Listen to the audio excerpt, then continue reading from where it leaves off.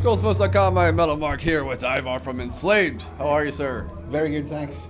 You're coming to the end of this North American tour with y'all, man. How's it treated you guys so far, man? It's been amazing. It's been such good shows, great turnout, killer concerts, and we get to watch Yob every night. Yeah, That's a bonus in itself. Well, obviously, you're out supporting In Times, the new brilliant record. Thanks. And as always with Enslaved, we like talking about the progression of the band because with every album, it does, and there's a certain power with each record. Where do you see this one fitting in on like your full discography?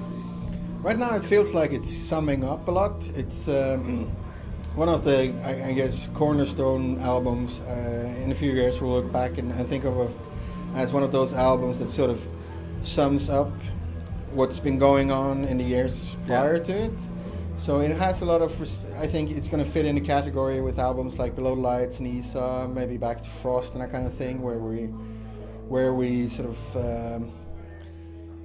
gather whatever we've discovered about new ways, new ideas, but at the same time include the roots, what was going on behind there. So it kind of feels like it's really reaching back into time and at the same time sort of consolidating what we've been up to for the last 10 years. Yeah, it seems like y'all really focused on bringing back the roots a lot in these songs. Was that the idea going into it, or does that just kind of happen when y'all were writing? I think it happened naturally because it was written directly coming off the first round, like world tour after Ritir. I remember coming back from Australia and just sleeping off the jet lag in November 2013 and just starting writing immediately. And I guess that could be some of the explanation because we do include a lot of old stuff in our live sets. Yeah. And feeling those old songs still being so vital and important to us was part of the inspiration. So yeah. Yeah. Well, the one thing about your live experience, especially the last 3 or 4 times I've seen you, it's more of an experience. Absolutely. We enjoyed so much playing this music and playing with each other and having all those people in front of the stage that are into the band.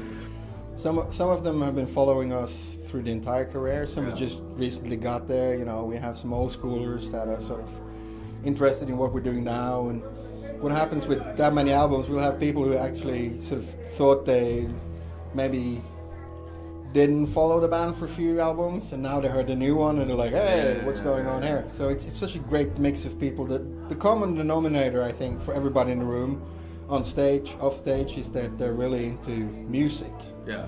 And that really lays the ground for, like you say, an experience more than just performance. Yeah, you've had such like a diverse career musically, and it seems like the fans, especially like the response on like the charts and everything, like they're still coming more than ever and stronger than ever. Just at this point in your career, is it cool to still have those chart releases, or are you more just focused on like writing music for yourselves?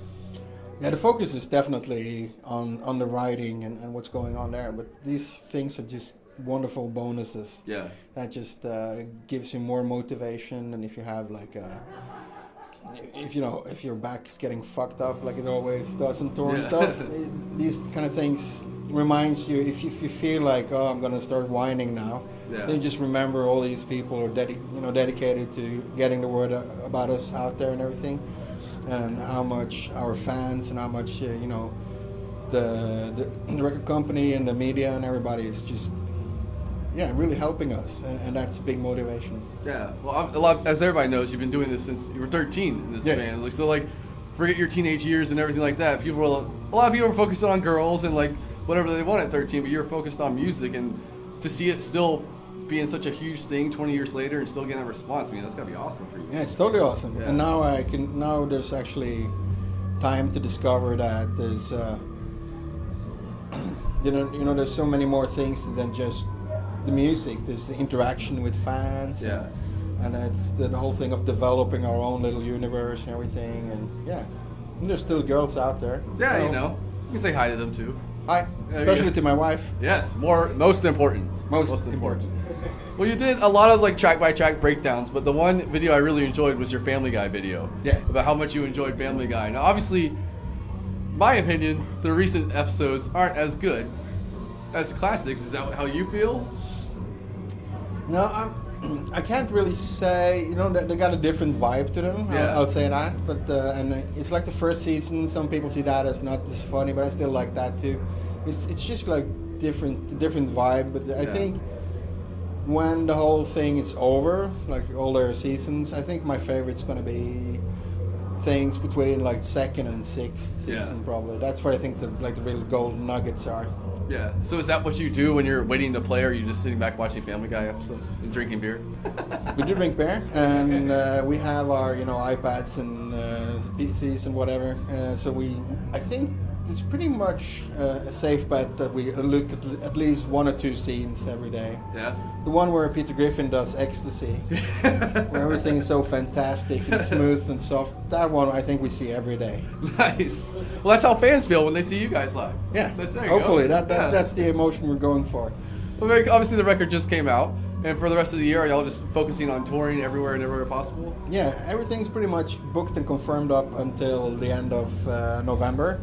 And then now they're settling like what's going to happen after that, December, January. So I'm thinking at least the next 1.5 years is going to be focused on just touring. Yeah. Nice. Well, for the last question, obviously, doing this since 13, seeing the record sales and everything, what is the biggest lesson that you've learned from being an Enslaved so far? The biggest lesson I've learned is that it's not a fair world, but that doesn't really matter as long as you stick to your guns and do whatever you believe in yourself. That's seeing yourself putting in the hard work. It's a reward in itself. Yeah. And that makes you happy a long way before you go on stage or before you receive whatever chart positions. And it just makes everything positive that happens after that. It's just an extra. It's a bonus. At the same time, you're immune. I would never be doing music where you're sort of depending and hoping for a breakthrough and that kind of stuff. And, Yeah. That's the lesson. It's not a fair world, but that's not necessarily a bad thing either. Yeah. Just makes you work harder. Yeah. Very cool. Well, thank you very much, sir. Thanks so much. We will cheers, and we will listen to In Times, and then you later on live, man. Thank you Yes. very much. In Times is out right now on Nuclear Blast. Pick it up.